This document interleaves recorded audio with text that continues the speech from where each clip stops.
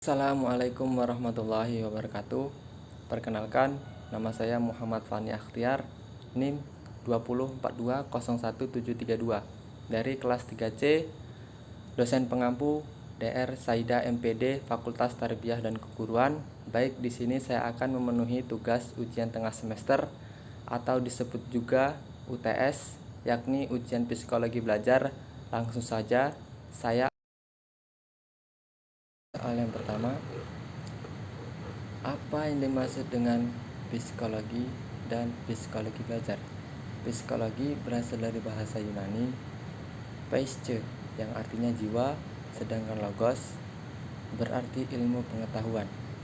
Jadi, secara etimologis, ilmu yang mempelajari tentang jiwa, baik mengenai gejala, prosesnya maupun latar belakangnya. Dari sumber http://www.kompas.com. Psikologi belajar adalah ilmu yang mempelajari prinsip-prinsip perilaku manusia dalam penerapannya bagi belajar maupun pembelajaran. Soal yang kedua, manfaat mempelajari psikologi belajar. Metode apa saja yang dapat diterapkan pada psikologi belajar? Manfaat mempelajari psikologi belajar adalah bagi guru, tugas utamanya adalah mengajar. Sangat penting untuk memahami psikologi belajar dari sumber IPAD halaman 3. Manfaatnya: 1. Untuk memperoleh paham tentang gejala-gejala jiwa dan pengertian yang lebih sempurna adalah tentang tingkah laku manusia. Yang kedua, untuk mengetahui perbuatan-perbuatan jiwa serta kemampuan jiwa sebagai sarana untuk mengenal tingkah laku manusia. 3. Untuk mengetahui penyelenggaraan pendidikan dengan lebih baik. 4. Supaya tidak ragu-ragu lagi mengubah cara hidup, tingkah laku, dan pergaulan dalam masyarakat. 5. Menjadikan kehidupan yang lebih baik dan sempurna.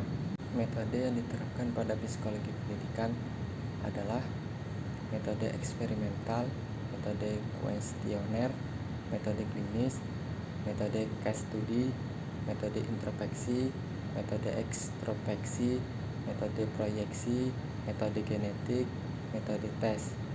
Dari sumber dosen psikologi KOP. Soal yang ketiga, mengapa perkembangan dan belajar tidak dapat dipisahkan? Jawabannya, perkembangan dan pembelajaran itu tidak dapat dipisahkan karena dalam pembelajaran itu harus adanya perkembangan belajar seperti kemajuan teknologi yang selalu berkembang tahun demi tahun. Karena itu harus adanya pembelajaran agar keduanya saling berkaitan satu dengan yang lain. Seiring kemajuan teknologi, tanpa belajar kita tidak akan tahu perkembangan apa yang akan muncul untuk kedepannya. Soal yang keempat, apa pengertian belajar dan ciri-cirinya? Jawabannya, belajar adalah suatu proses atau upaya yang dilakukan setiap individu untuk mendapatkan perubahan tingkah laku yang baik dalam bentuk pengetahuan, keterampilan, sikap, dan nilai positif sebagai suatu pengalaman dari berbagai materi yang telah dipelajari. Ciri-ciri belajar: terjadi perubahan tingkah laku, kognitif, afektif, psikomotorik, dan campuran, baik yang diamati maupun tidak dapat diamati secara langsung. Perubahan tingkah laku hasil belajar ada umumnya akan menetap atau permanen. Proses belajar umumnya membutuhkan waktu tidak sebentar, di mana hasilnya adalah tingkah laku individu. Beberapa individu tingkah laku yang tidak termasuk dalam belajar adalah karena adanya hipnosa, proses pertumbuhan, kematangan, mukjizat, penyakit, dan kerusakan fisik. Proses belajar dapat terjadi dalam interaksi sosial di suatu lingkungan masyarakat di mana tingkah laku seorang dapat berubah karena lingkungannya. Hal yang kelima, pada pembelajaran tema cita-citaku kelas 4 Madrasah Ibtidaiyah, aktivitas apa saja yang dapat dilakukan oleh siswa untuk belajar tema tersebut? Upaya apa saja yang dapat dilakukan siswa supaya efisien dalam belajar? Siswa menalar di bidang gambar yang sudah Bapak Guru tempelkan di papan tulis seperti gambar dokter.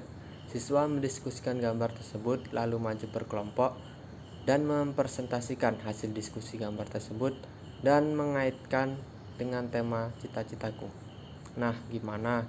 Anak Bapak apakah sudah paham apa itu cita-cita anak Bapak ke depannya?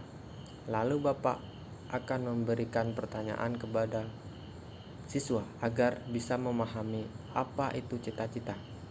Agar siswa bisa belajar efisien dengan tema cita-citaku, maka Bapak Guru akan membagikan kelompok agar siswa bisa aktif dalam pembelajaran tema cita-citaku.